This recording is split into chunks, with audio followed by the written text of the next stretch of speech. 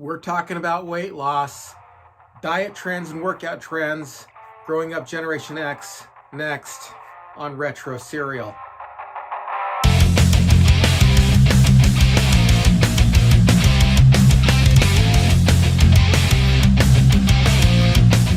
Hey everyone, welcome to Retro Serial. I'm your host, DNC.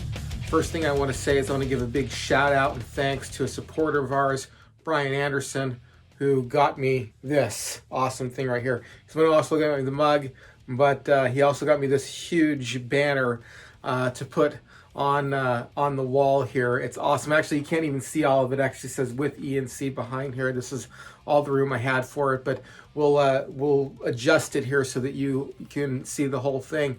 If you want to be a supporter of the show, there are a few things that you can do. You can go ahead and hit the like button. It would mean a lot to me to subscribe. If you subscribed, hit the bell notification if you want to know when these videos come out. Also, share this on your favorite social media. It lets everybody know about this program. And what else? Oh yeah, if you want to spend your hard-earned cash, follow the link below to the Buy Me a Coffee. Now, if you're listening to this on the podcast form, your audio only, you don't know what's behind me. You'd have to go over to the YouTube page to have a look. But I got this big banner. It says Retro Cereal, and it has X's and pouring out into the cereal for Generation X, and it has a character of me on there, and it actually says with ENC down in the corner here. So it's awesome. I'm really excited that I got this and I have it up, and I hope you guys like it too.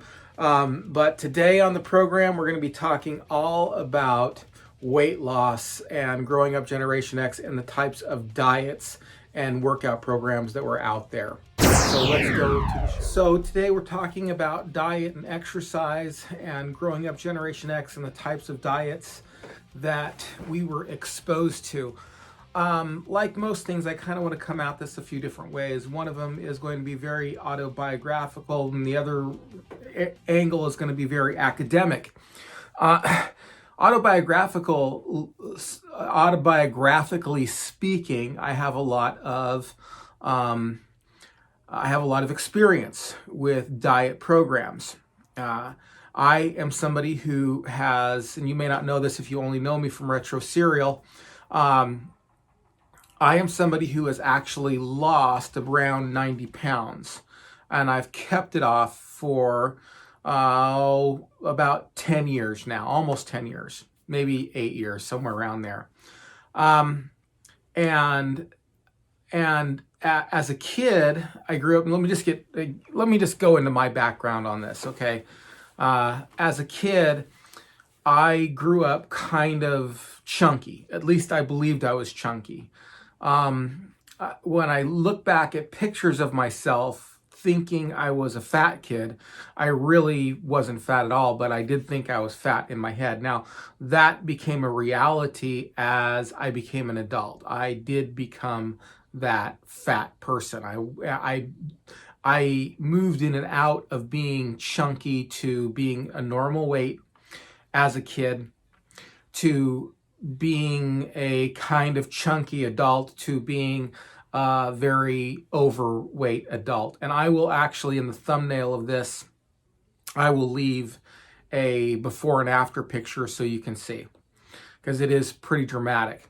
I've lost about 90 pounds now, but that was, in my adult life. That was about 10 years ago that I said that I've lost it and I've kept it off. But as a chunky kid growing up, I, of course, didn't want to be chunky, especially in my teenage years, didn't want to be the fat kid. And so I was exposed to all kinds of diets, and I grew up in diet culture. My mother as well was always either on a diet or talking about a diet or around a diet or something like that. So our family was always around a diet. This is my grandmother too, and my aunt, and pretty much almost everybody in my family, except for my grandfather and my uncle. They didn't really seem to have those kind of problems. They were pretty fit people, actually. My uncle was actually underweight. Anyway, but my grandmother and my aunt and my mom and myself were always circling around diets. So you can imagine growing up, at least thinking I was chunky and at times being chunky, going through all the diets that were out there. And I went through all of them, and I want to talk about them today on the program because I know that it's not just me. So that's kind of my background with it. And maybe a little bit later in the show, I'll tell you specifically kind of how I lost the weight, if there's time and if that's something I feel needs to be expressed. This show really does focus on growing up Generation X. And so really getting to the point where I lost the weight and kept it off was really part of my adult life rather than part of the growing up culture.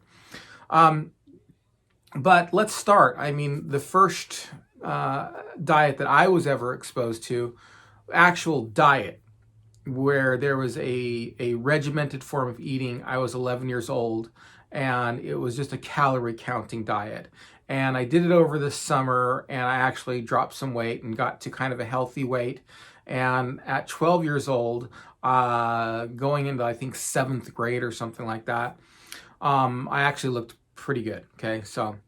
But I know I wasn't the only one out there who dealt with weight loss and that stuff. It was an explosion. And the explosion of weight gain during this time, we had the boomers who basically, at least when they were kids, weren't overweight. They weren't overweight. Grandparents, the greatest generation, my grandparents, greatest generation, you have boomers and you have X, they weren't overweight either until they kind of got into their adult years. So let's talk about kind of the cause of obesity, at least the theories that were out there at the time, and then the fight over obesity, and then the diets that came out as a result of those fights, and then again maybe some stuff I did to finally lose the weight and to keep it off. So let's go through it. So why were people obese? Now, there's a bit of a fight about this. If you are interested in the diet world, if you listen to the diet world, there are basically two camps. There is the hormonal camp that basically says that weight gain is primarily a problem in your hormonal regulation. And then there's the energy balance camp, which says that weight gain is a result of excess calorie intake. And each one of these seek to control your weight loss through their primary theory. So, for example, those who believe in that weight loss is a hormonal problem, they don't really count calories a whole lot. That doesn't mean that they don't believe in calories or that there isn't this idea that calories don't matter or anything like that. But they don't, that's not their focus. That's not the way they look at it. They believe that food is information, and that the primary hormone, although this is kind of starting to be debated nowadays, but at least in the 60s, 70s, and 80s, and this was the minority in the 60s, 70s, and 80s, and into the 90s, it was the minority view. The view is that insulin is the main problem, and that it's not so much how much you eat, but the types of food you eat and whether or not those types of food will spike your blood sugar and then in turn cause an insulin spike. So you had a book called, I forgot, Refined, White, and Deadly. I forgot, went out of my head. And then you had Dr. Atkins in the late 60s, Diet Revolution. And that was kind of pretty much it. The only people who were really talking about, that was a minority, okay? So let me just say that right up front. I think I said that already before, but that was a minority view back then, okay? You didn't really hear a lot about that diet, about those diets. And there wasn't a lot of people on those diets, and there wasn't a lot, at least on a popular level, of books being written about those diets. It was mostly low fat and low calorie, and I'll get to that in a minute. But occasionally you would meet like maybe a bodybuilder or somebody like that who would tell you about low carb dieting. You'll be like, oh, just cut the carbs.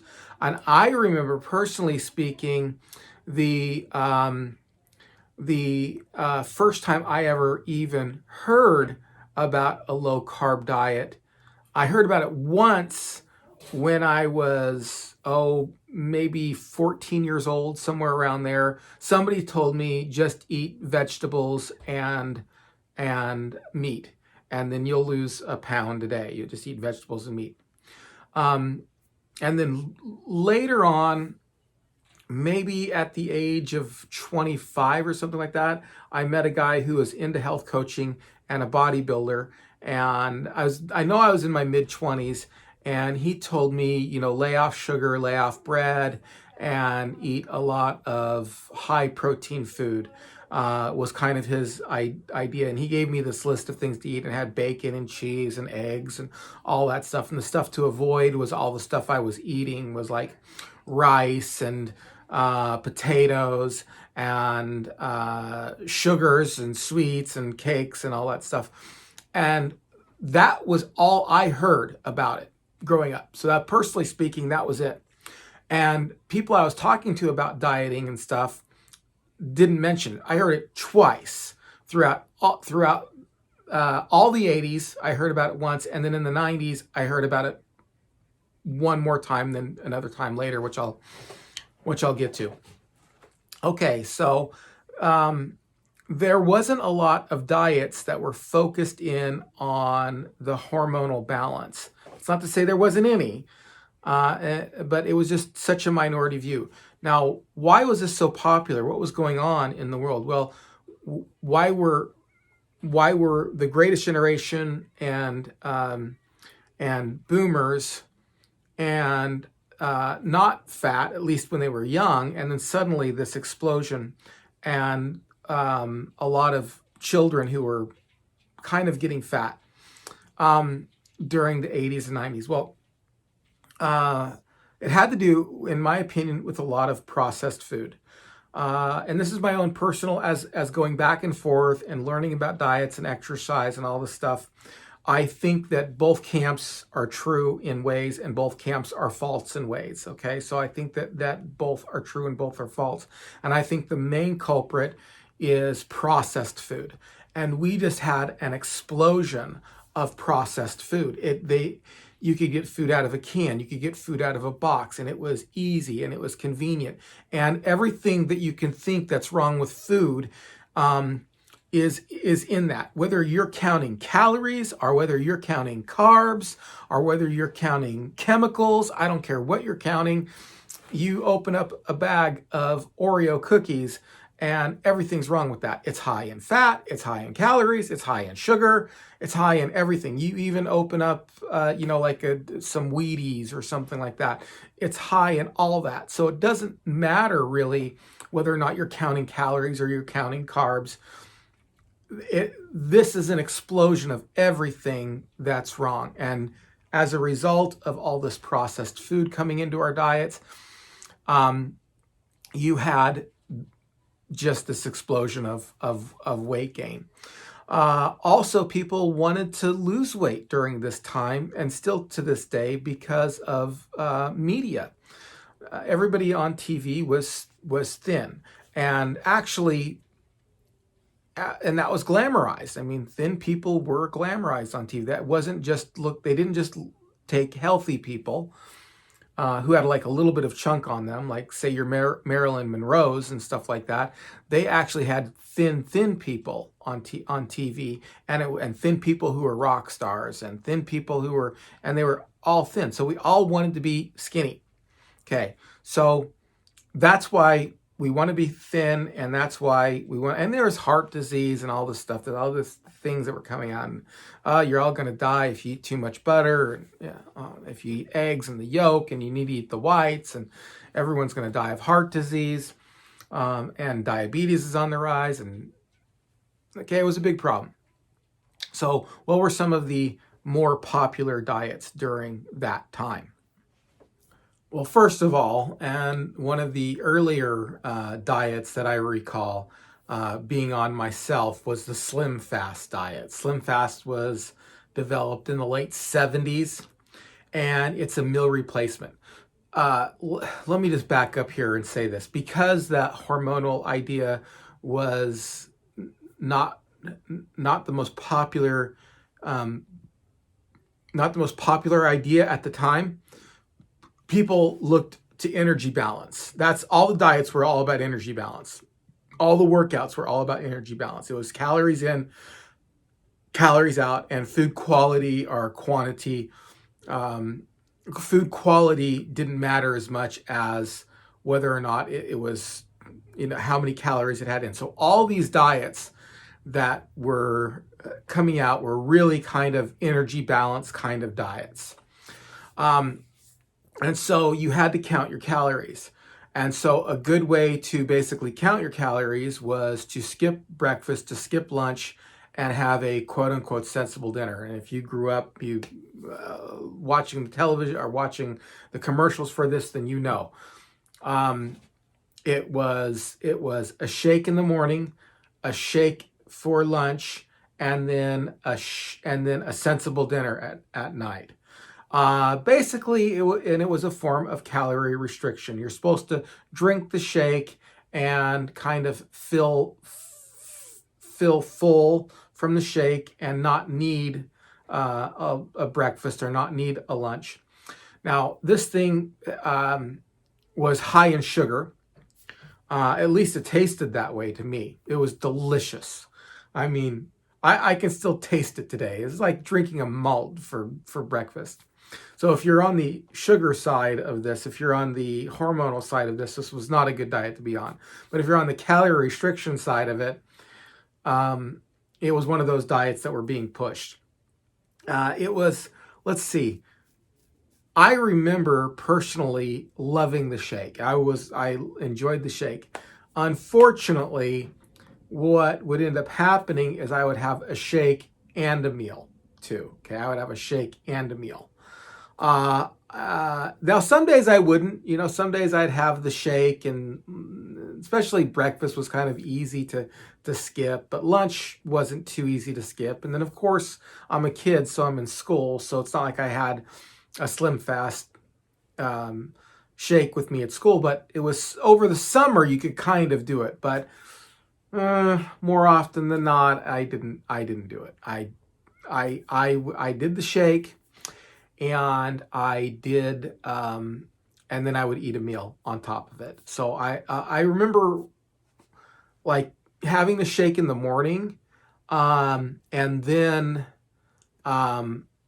then like a couple hours later having breakfast, because it was just like, I can't wait anymore. I'm too hungry. Probably my blood sugar was going up and then crashing down.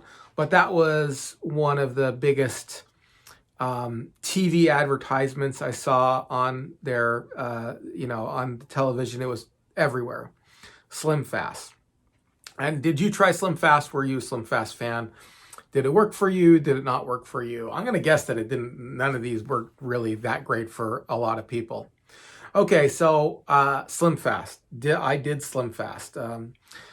The other diet that I was kind of exposed to, and this was one that was a little bit like both calorie control and hormonal control, and it had a set theory, and it was one of those diets that came off of television. We watched it on television, we ordered it, and it was more like kind of like whole foods based, and don't really worry about how many calories you're eating. Just eat, lots of vegetables, and it allowed you to have whole wheat bread, though, like sprouted grain bread and things like that. And I don't remember the name of this, but it had to do with set point theory. That was like the big thing on it. You did the set point thing.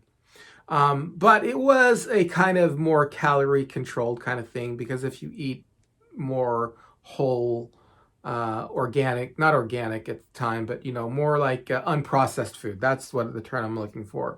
You just eat less calories naturally. And it came with a subliminal too. And the subliminal is ocean waves, but underneath the subliminal, it was telling you, you don't have to eat, and you eat healthy food and all that stuff. And I believe I still even have the subliminal today. A while back I did order now late night stuff that you get off of the late night call-in shows. I may have talked about it then. I may even still have the tape. I may have shown you the tape, but it's a subliminal tape where you just, you listen to the tape and it gives you all these subliminal messages. Okay, another couple diets that were out during this time that were also kind of calorie restrictive, a little bit in the type of food matters, but these were not ones that I tried at the time. And the two big ones back then were Weight Watchers and Jenny Craig. Now, Weight Watchers came into existence, I don't remember. I think it was in the 70s, but I heard about it in the 80s. And Jenny Craig, I believe, came into existence in 1983, as I recall. So what were these diet plans? Well, Weight Watchers was a point system. It was a point system. And you didn't count calories, but you counted points. And it was kind of based on the idea that, yes, you don't want to eat too much food because it is too much calories in the end, but different foods are different points. And so you could have more of a type of food, even though it may have been the same calorie amount. So, for example, a chicken breast, I don't know if you know this or not, but like a 6-ounce chicken breast and a glazed donut have the same amount of calories. But for the Jenny Craig, for the points, there were less points in the chicken breast than there was in the glazed donut. And so you could have more chicken breasts, and they would give you a certain amount of points for the day. And it was points that were based on daily points and weekly points. So you had a daily allowance of points that you could use, and then you had kind of these extra points, which were like spillover points, and that you could use throughout the week in case you had like a big meal on one day or not. Now, Weight Watchers today is very interesting because they have the free program in which lean meats and almost all vegetables, and almost all fruit is actually free. You don't have to count those as far as your diet makeup is concerned, as your point makeup is concerned. Now, you get much less points now, but you have a lot more food to choose from that's absolutely free. So like eggs are free, so you could eat as many eggs as you want. But like for someone like myself, you get like 25 points or something like that. And then your 25 points is spent on food that actually has points. And so they're coming around more and more to kind of a balance between type of food matters and how much you eat matters. It's both. It's not just a binary. It's not just one or the other. It's both. But when they originally came out, everything was a point. Everything, even an apple was a point. Everything that you could possibly eat had a point to it. Lettuce had a point to it. It was low points, and you got more points before the free program, but it was much less. There were much more points that you had during the day. So they cut your points down now, but there's a whole bunch of more food that you can eat. All right, and Jenny Craig was kind of a combination. Oh, I have to say too that the Weight Watchers was a support system as well. And so you'd go to these weekly programs and you'd weigh in, and it was, this big deal about weighing, about this accountability. And then you talk about some type of food thing. And so it was a support system as well as this weight system.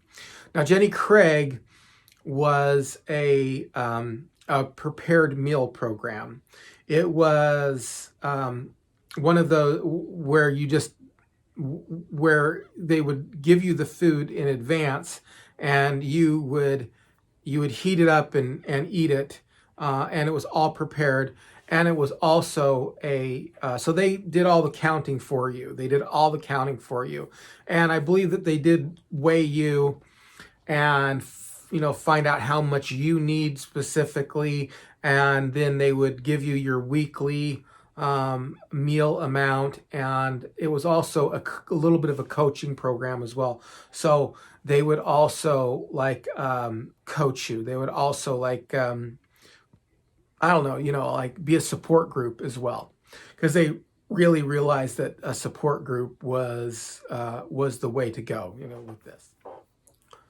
Okay, well, this leads us to our next diet, and this was a diet that I was actually on. So during the 80s and 90s, I wasn't on either Weight Watchers or Nutrisystem or Jenny Craig or anything like that. However, we did get this guy's program, and I got it in my adult life. So we're more moving into the 90s, somewhere maybe early 90s. Yeah, early 90s, I think. Early 90s.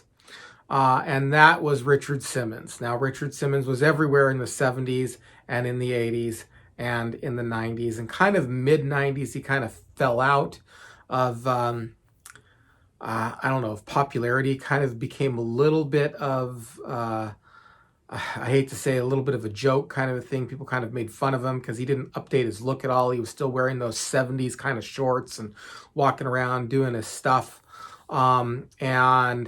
I think now he's kind of come back into a little bit more style. And the reason he kind of came back into a little bit more style is because more of the retro aspect, more of the nostalgic aspect. So people kind of look more favorably on him at this point, but it's almost kind of tongue-in-cheek looking back and saying, oh yeah, I remember that was real popular back then. But he really went through this underground period where people almost made fun of him, and it was really sad. But again, he was still walking around with those shorts and sweating to the oldies, and it was one of those things that never got updated and really, really seriously needed to be updated. Now he had his plan, which was Meal a Deal and Sweating to the Oldies, and I had the VHS of that and the audio tapes. And the Meal a Deal and the Sweating to the Oldies was this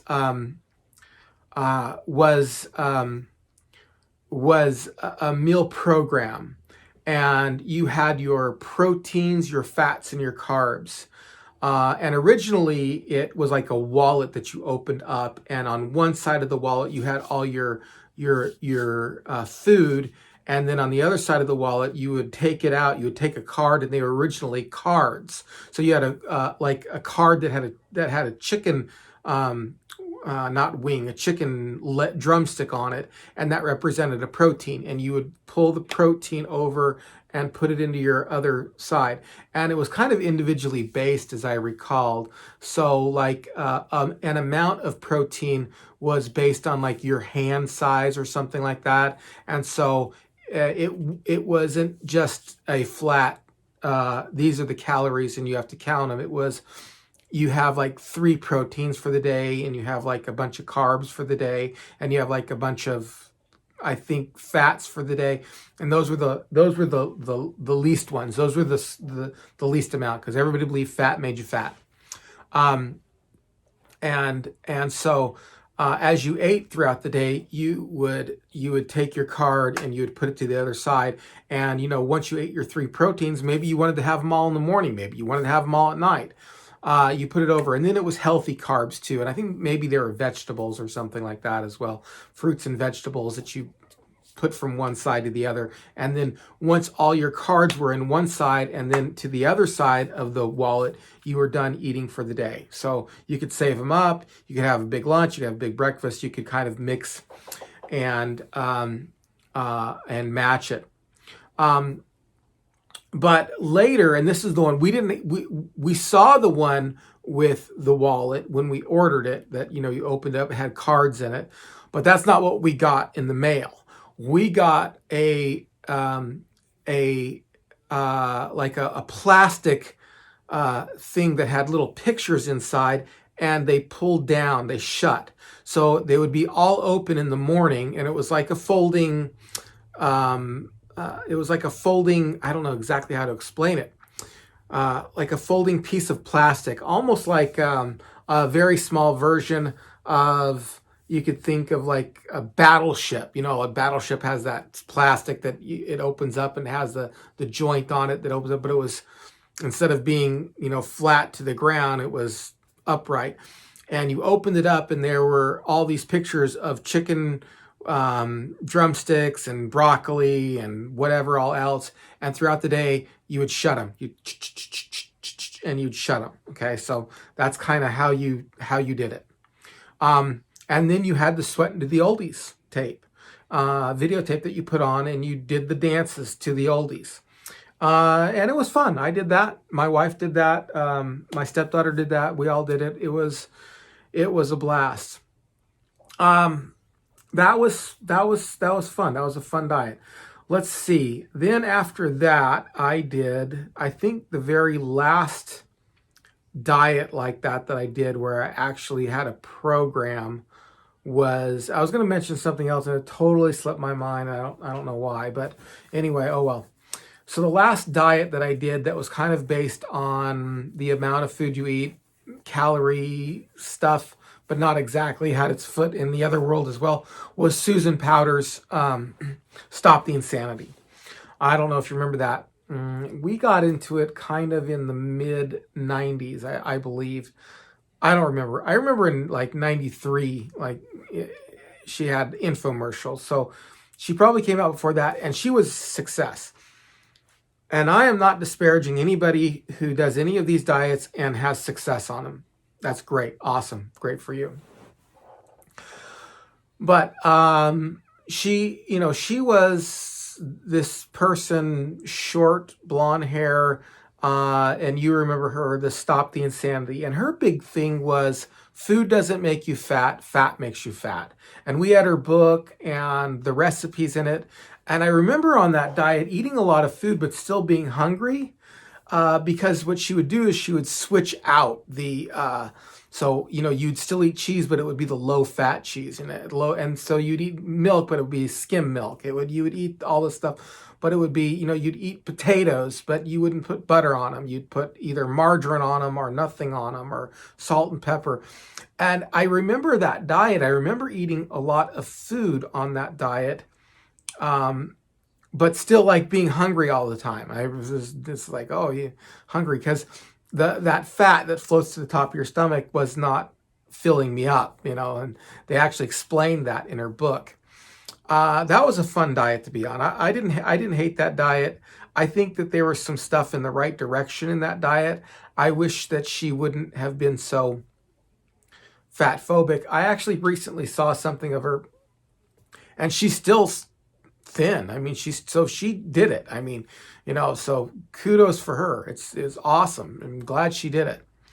And that was kind of my experience in and out. Now, I did all kinds of different, like, just little diets on the side, like trying to watch what I eat, whatever. Nothing too substantial. The ones that I mentioned already were the ones that I actually bought into and did. Oh, I remember one. That I bought off late night commercials, and I got rid of it. And I wish I wouldn't have got rid of it.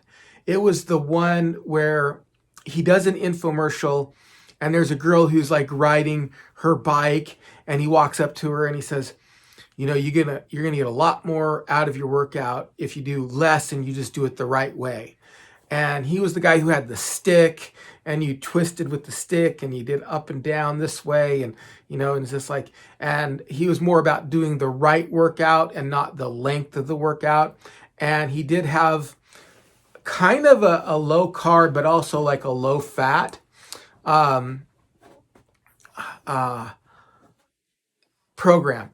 Man, and then he had these audio tapes that said, lose 7 pounds in 7 days, or lose a dress size or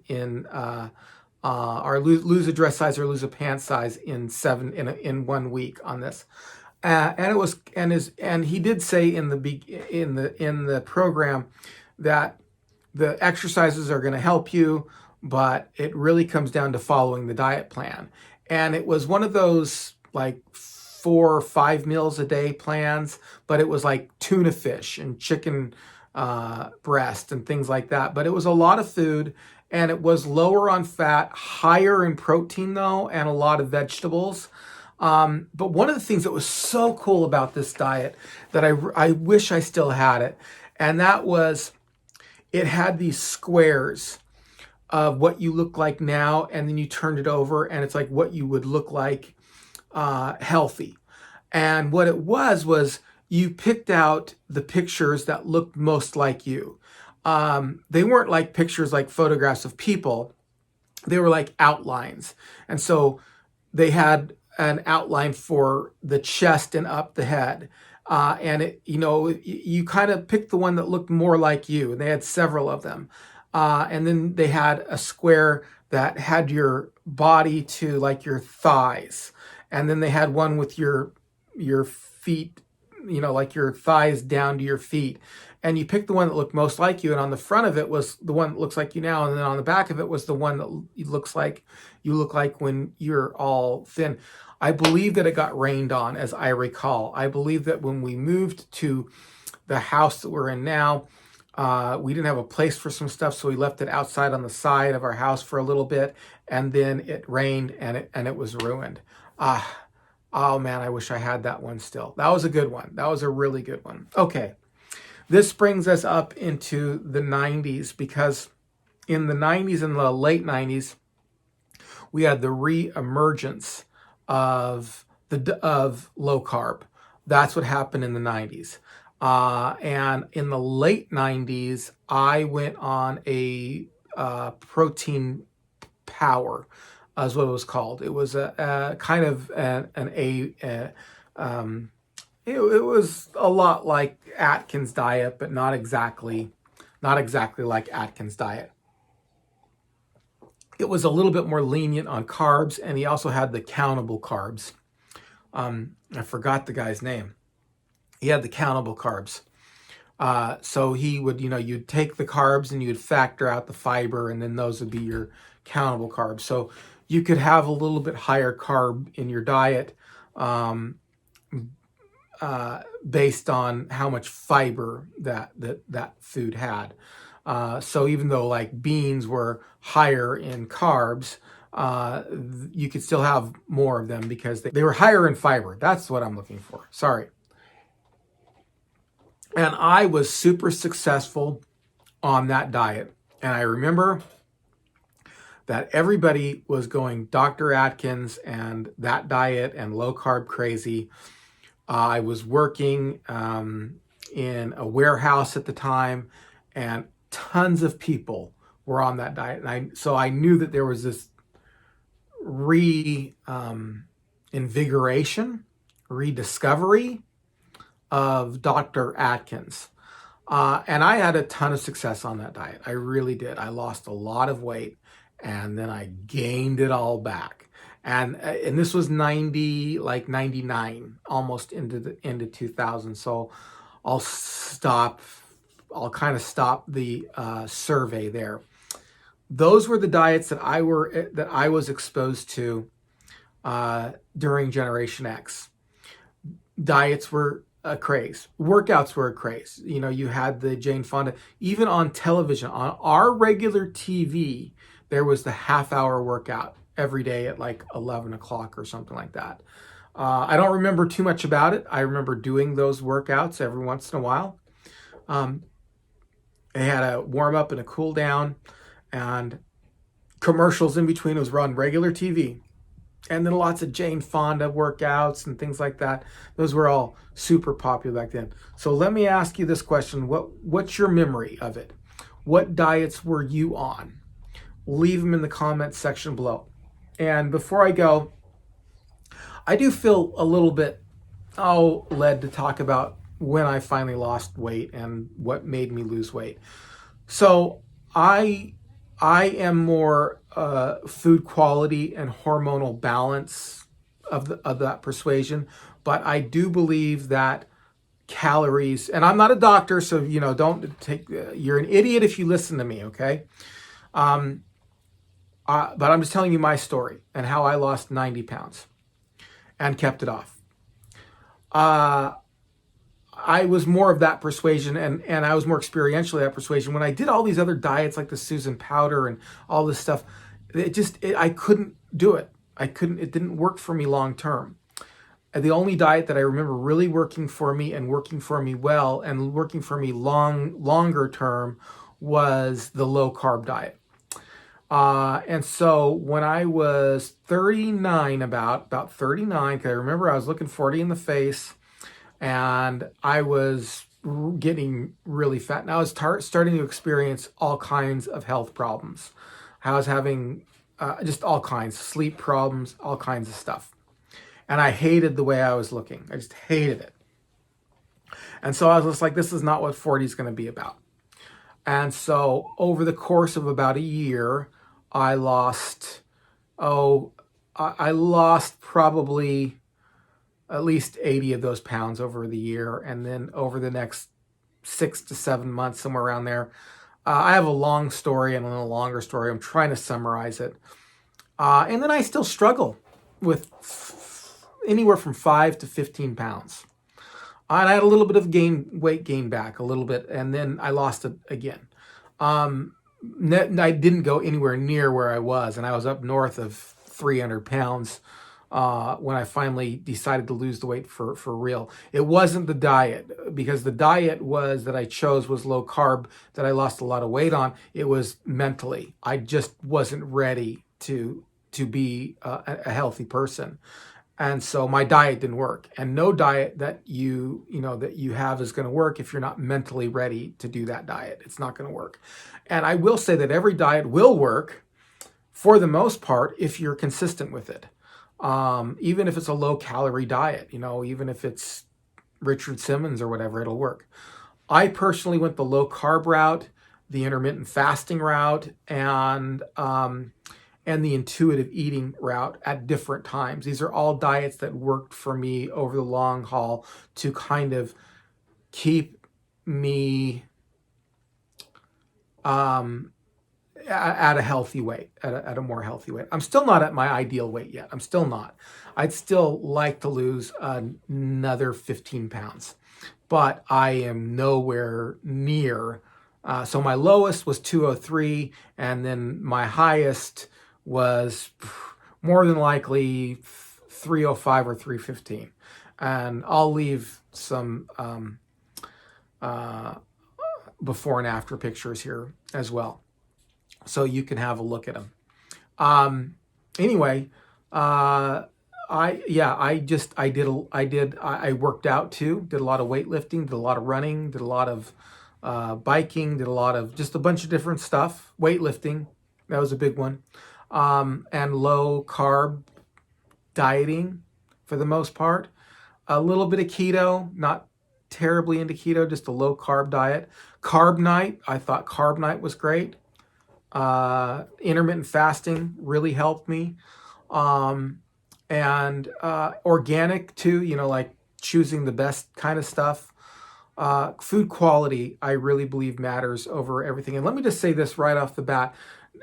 As I kind of lost weight and kind of got to more of a healthy weight, now it's not as much about how many carbs or protein or sugar that I'm eating. It really is more about whether or not I'm overeating and whether or not I am having man-made carbs or God-made carbs.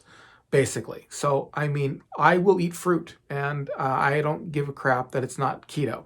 I know people treat diets like religion, and they even treat diets like religion when they're not having success. And it's crazy. It's just like, oh, that'll kick me out of ketosis. I'm like, yeah, well, why have I pretty much lost all my weight and you still haven't lost your weight?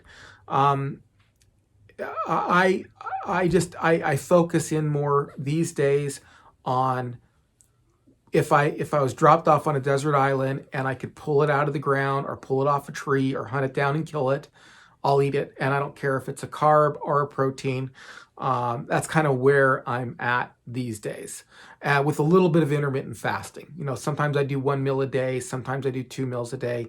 And then sometimes I break it. Sometimes I'll have pancakes and stuff like that. So that's kind of a little bit of my story, how I finally did it. I finally did it through pretty much low carb at first, and then that low carb kind of changed to just intuitive, healthy eating, and trying to make more sensible choices. Well, what's worked for you? Okay, what have you tried and it worked for you? And sustainability is going to be another big thing. If you can sustain a low calorie existence and it works for you, great. Sustainability. All right, everyone. I think I've said enough. I think I've rambled on enough here. I really am interested in your experiences and the diet you remember growing up, Generation X. Please hit the like button, hit the subscribe button, hit the notification bell, share it on your favorite social media, follow the link, and donate your hard-earned cash and help me improve and build this massive YouTube empire. I need your help with it. Okay, we'll talk to you again real soon. We'll see you around. Hey everyone, thanks for listening to this podcast. If you're listening to this on podcast form, please go ahead and leave me a review and a rating, an honest review and a rating. And if you like what we're doing here, head on over to the YouTube channel.